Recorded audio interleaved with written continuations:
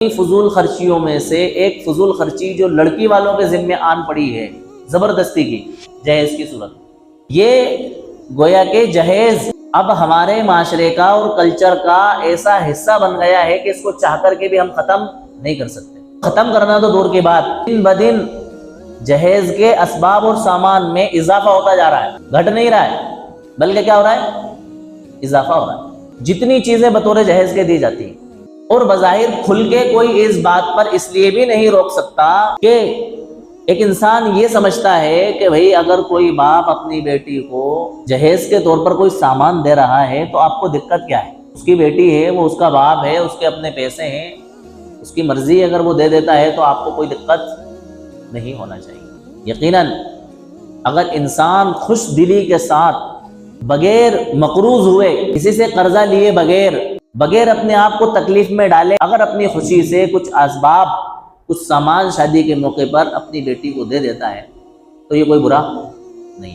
لیکن یہ والی حالت کہ انسان کسی سے قرضہ بھی نہ لے، انسان اپنے آپ کو تکلیف میں بھی نہ ڈالے، اور انسان خوش دلی کے ساتھ بغیر کسی کی ملامت کی پرواہ کیے ہوئے اپنی بیٹی کو جہیز دے، ایسا دیکھنے میں ہمیں آج تک آیا نہیں۔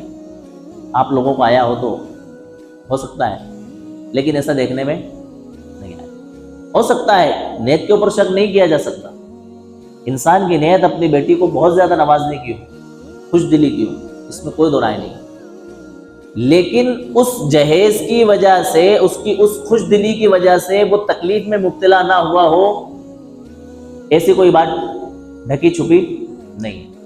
یا اس نے اپنے کاروبار کو آگے پیچھے نہ کیا ہو، ایسی کوئی بات ڈھکی چھپی نہیں ہے۔ یا اس نے کسی سے قرض نہ لیا ہو، ایسی کوئی بات ڈھکی چھپی نہیں ہے۔ یہ میڈیم فیملی کے لوگوں کی باتیں کر رہا ہوں، میں ان وی آئی پی لوگوں کی باتیں نہیں کر رہا ہوں کہ جن کے لیے یہ سب کرنا کیا ہے، بہت معمولی بات، بہت ہلکی بات۔ ان لوگوں کی بات نہیں کر رہا ہوں، میں میڈیم لوگوں کی اکثریت کی بات کر رہا ہوں کہ اکثریت والے لوگ ان باتوں کی وجہ سے کہیں نہ کہیں پریشانی کے اندر اور دقت کے اندر کیا ہو جاتے ہیں، مبتلا ہو جاتے ہیں۔ تو میرے عزیزوں، اس جہیز والی رسم نے ہماری کئی بچیوں کو بڑھاپے کی عمر تک پہنچا دیا۔ کیوں؟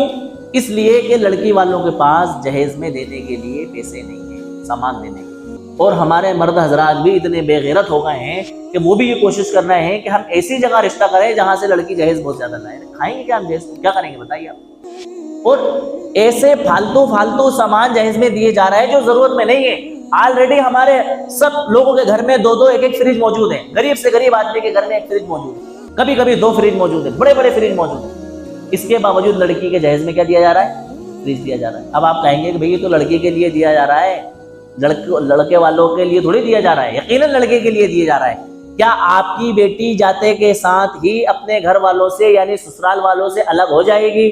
یقیناً اگر الگ ہو جائے گی اور آپ اس کا گھر الگ بسانا چاہتے ہیں تو یہ لوجک سمجھ میں آتی ہے، لیکن اگر آپ کو یہ نہیں پتا ہے کہ کتنے دن ان کی فیملی جوائنٹ فیملی رہے گی تو فوری طور پر ان سامانوں کی اور اسبابوں کی کوئی ضرورت محسوس نہیں۔